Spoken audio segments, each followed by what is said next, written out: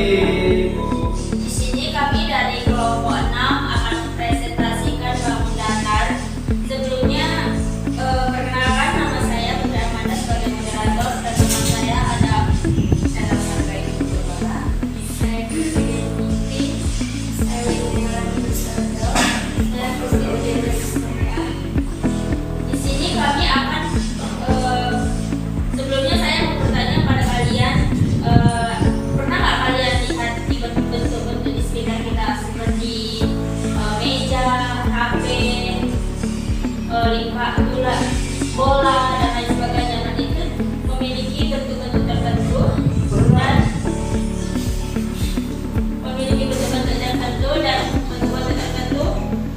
mempunyai termasuk dalam bentuk bangun datar. Demikian penjelasan pertama akan dijelaskan oleh rekan kami yang silakan. Baik, saya menjelaskan tentang bangun datar. Bangun datar adalah bentuk dua dimensi yang memiliki panjang dan lebar, tetapi tidak memiliki tinggi atau ketebalan. Bangun datar hanya memiliki luas dan miring. Contoh bangun datar: pertama ada persegi, yang kedua ada persegi panjang, yang ketiga ada segitiga, yang keempat ada lingkaran, yang kelima ada jajar pinjang, yang keenam ada trapesium, yang kedelapan ada segi lima, yang ke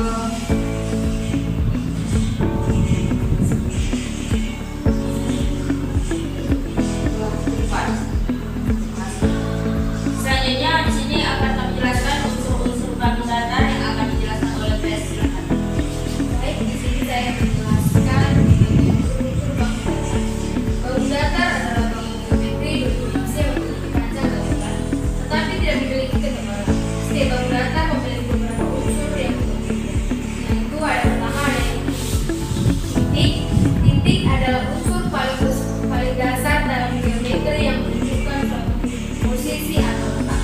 Contohnya itu misalkan titik A, B, C, dan D pada persegi ABCD. Yang kedua ada garis. Garis adalah kumpulan titik-titik yang memanjang kedua arah tanpa batas. Fungsinya itu membentuk sisi-sisi pada bangun datar. Yang ketiga ada sisi. Sisi adalah garis yang membatasi suatu bangun datar. Contohnya persegi memiliki sisi yang sangat panjang, segitiga memiliki 3 sisi, lingkaran memiliki 1 sisi. Lengkung. 4. Sudut.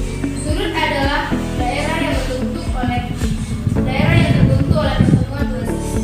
Jenis-jenis sudut: sudut lancip kurang dari 90 derajat, sudut siku-siku 90 derajat, sudut tumpul lebih dari 90 derajat dan kurang dari 180 derajat, dan sudut lurus 180 derajat. Yang kelima ada titik sudut. Titik sudut adalah titik pertemuan antara dua sisi. Contohnya persegi memiliki 4 sudut, segitiga memiliki 3 sudut. Yang keenam diagonal. Diagonal adalah garis yang menghubungkan dua titik sudut yang tidak bertentangan. Yang ketujuh ada diagonal sisi atau diagonal tegak. Diagonal sisi adalah garis yang menghubungkan dua titik sudut yang tidak bersebelahan dalam suatu bangun datar. Yang ke-8 adalah simetri lipat. Simetri lipat adalah jumlah cara suatu bangun dapat dilipat sehingga kedua bagiannya tepat saling. Yang ke-9 ada simetri putar. Simetri putar adalah jumlah posisi suatu bangun yang dapat menempati bingkainya dengan tepat ketika diputar kurang dari 1 putaran bersih. Sekian dari saya, terima kasih. Selanjutnya ada manfaat bangun datar dalam kehidupan sehari-hari yang akan dijelaskan oleh Yolanda. Silakan. Baik, di sini saya akan menjelaskan macam-macam bangun datar. Yang pertama itu ada persegi. Ini adalah contoh persegi. Persegi memiliki 4 sisi sama panjang dan memiliki 4 sudut siku-siku. Yang kedua itu persegi panjang. Ini adalah contoh persegi panjang. Persegi panjang memiliki sisi yang berhadapan sama panjang dan memiliki 4 sudut siku-siku. Yang ketiga itu ada segitiga. Ini adalah contoh segitiga. Segitiga memiliki 3 sisi dan 3 sudut. Jenisnya ada segitiga sama sisi, sama kaki, siku-siku, dan sembarang. Yang keempat itu ada lingkaran. Lingkaran tidak memiliki sisi sisi dan sudut, memiliki titik pusat dan jari-jari. Yang kelima itu ada jajar genjang. Ini adalah contoh jajar genjang. Sisi yang berhadapan sejajar dan sama panjang, sudut yang berhadapan sama besar. Yang keenam itu ada trapesium. Ini adalah contoh trapesium. Trapesium memiliki satu panjang sisi sejajar. Jenisnya trapesium sama kaki, trapesium siku-siku, dan trapesium sembarang. Yang ketujuh ada belah ketupat. Ini adalah contoh belah ketupat. Belah ketupat memiliki 4 sisi sama panjang, sudut yang berhadapan sama besar.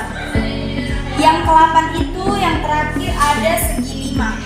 Segi lima adalah ini adalah contoh segi lima.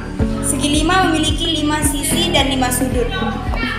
Baik, sekian dari saya. Terima kasih. Selanjutnya ada manfaat bangun datar dalam kehidupan sehari-hari yang akan dijelaskan oleh siswa. Silakan. Manfaat bangun datar dalam kehidupan sehari-hari yaitu membantu dalam pembangunan dan konstruksi. Digunakan dalam pembuatan rumah, jendela, pintu, lantai, dan atap. Memudahkan perancangan benda digunakan dalam desain pakaian, kemasan, dan berbagai produk lainnya.